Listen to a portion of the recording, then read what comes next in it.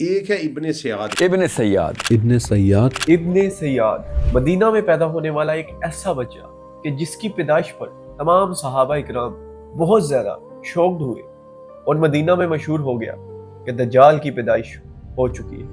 ابن سیاد کون تھا اور دجال سے اس کا کیا تعلق؟ آج کی ویڈیو کے ساتھ ایک نیو سیریز کا آغاز کرتے ہیں۔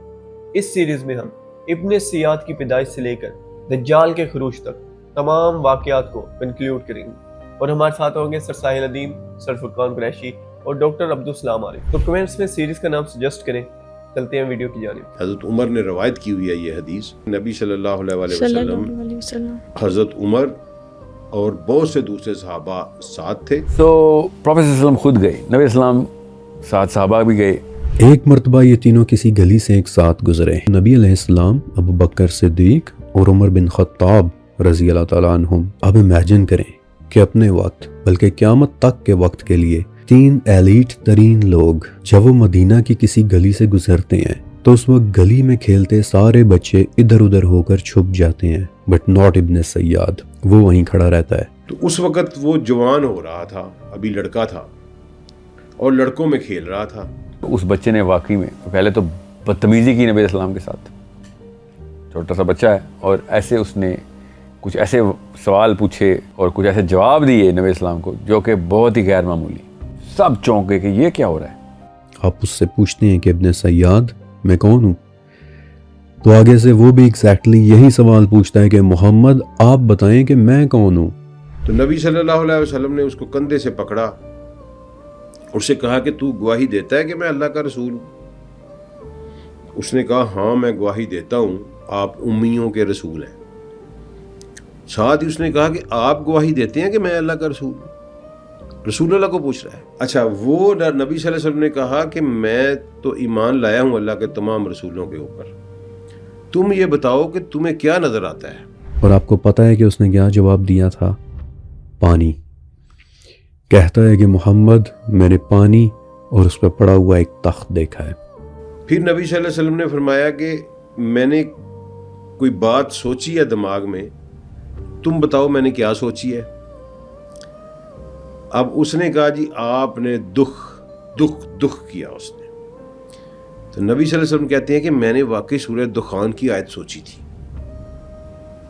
یعنی مائنڈ ریڈ کر لیا اس نے کریکٹلی 99% تک وہ پہنچ گیا۔ دکھ کہا اس نے، ٹھیک ہے، دعا، تو سورہ دخان دعائیں والی صورت ہے۔ تو نبی صلی اللہ علیہ وسلم کہ میں نے وہی آیت سوچی تھی، سورہ دخان والی، سورہ دخان ہی سوچی تھی، اور اس نے دکھ کہا۔ تو نبی صلی اللہ علیہ وسلم نے اس کو جھٹکا دیا، اسے کہا کہ تو غارت ہو، تو برباد کر دیا جائے۔ یہاں تک کہ جب اس نے بدتمیزی کی نبی اسلام سے تو حضرت عمر بن خطاب رضی اللہ عنہ نے اسی وقت نبی اسلام سے اجازت مانگی کہ بس یا رسول اللہ میرے سے نہیں برداشت ہو رہا ہے، مجھے اجازت دیں بس، اور میں اس بچے کو ابھی دیدی قتل کروں، یہ تو بہت بڑی تباہی مچائے گا۔ تو سیدنا عمر فاروق نے کہا کہ یا رسول اللہ میں اس کو قتل کرنے لگا ہوں، اس کی اجازت دے، میں اس کی گردن اڑانے لگا ہوں۔ تو نبی صلی اللہ علیہ وسلم نے ایک بڑا عجیب جملہ فرمایا۔ اب غور سے سمجھیں اس بات کو، جہاں تک میں لے کے آنا چاہ رہا ہوں کہ نبی اسلام نے شاہ فرمایا کہ عمر بن خطاب اگر یہ دجال ہے تو تم اس کو قتل نہیں کر سکتے، اور اگر یہ نہ ہوا تو ایک ایسے بچے کی جان لے لے گا جس نے وہ یہ کام نہیں کیا، اس پہ قتل بنتا ہو اس کا بھی۔ ٹھیک ہے، اب یہ دیکھیں کہ ایک بچہ ہے 15 16 17 سال کا، سامنے عمر ابن الخطاب ہے، 7.5 فٹ کے قریب قد ہے، عمر بن خطاب 7 فٹ کے، عمر بن خطاب جوان ہے، پہلوان ہے، لوگ پوری دنیا ان کی طاقت سے ڈرتی ہے۔ تلوار نکال رہے ہیں، ایک بچہ کھڑا ہوا ہے سامنے۔ یہ سمجھنے والی بات ہے کہ عمر بن خطاب تلوار نکال کے کھڑے ہوئے ہیں، جن سے لاکھوں نہیں تو ہزاروں کفار قتل ہو چکے ہیں ان کی تلوار سے، الگ الگ لڑائیوں میں، مگر نبی اسلام کہہ رہے ہیں کہ یہ تیری تلوار سے نہیں مرنے والا۔ نبی صلی اللہ علیہ وسلم نے تو نہیں قتل کر سکتا، اگر یہ دجال ہے تو تم قتل نہیں کر سکتے، کیوں کہ دجال صرف نبی کے ہاتھوں قتل ہوگا۔ اگر تو یہ دجال ہے تو یہ وہ مخلوق ہے، یہ تلوار سے نہیں مرنے والا، جو مردوں کو،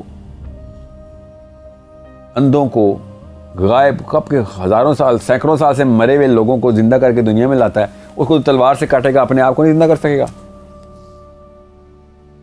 اور سمجھیں یہ ٹیکنالوجی ہے. ادروائز دجال کو دنیا کی نہ کوئی گولی مار سکے گی, نہ کوئی بمب مار سکے گا, نہ کوئی خنجر, نہ تلوار, نتھنگ, کوئی نہیں مار سکتا. صرف نبوت کا جلوہ جو ہے وہ اس کو ہلاک کرے گا. یہ لفظ ٹیکنالوجی جو ہے نا, اس کی سائیکالوجی کسی اور لیول پہ. اصل میں یہ ٹیکنالوجی ہی ہے, وہ جیسی بھی ہے, جس بھی دنیا کی ہے, وہ ایک ایسی مخلوق ہے کہ جو اس طریقے سے ڈیتھ کا کانسیپٹ نہیں آپ اس کے اوپر انٹروڈیوس کر سکتے جس طرح کہ ہم مرتے ہیں, کہ جسم سے ڈیتھ ہونی اس کی.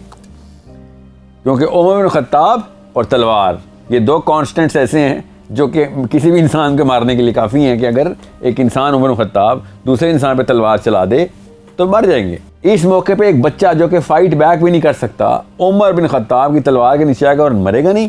اس کا مطلب ہے کہ اس حدیث سے صاف ظاہر ہو رہا ہے, اس کے لیے زیادہ کھدائی کرنے کی ضرورت نہیں ہے, سوچ کی سمپل سی بات ہے جو کہ میں سمجھا رہا ہوں, آپ کے ذہن میں اتر جانی چاہیے کہ اگر یہ دجال ہوا تو تو نہیں مار سکتا اس کو.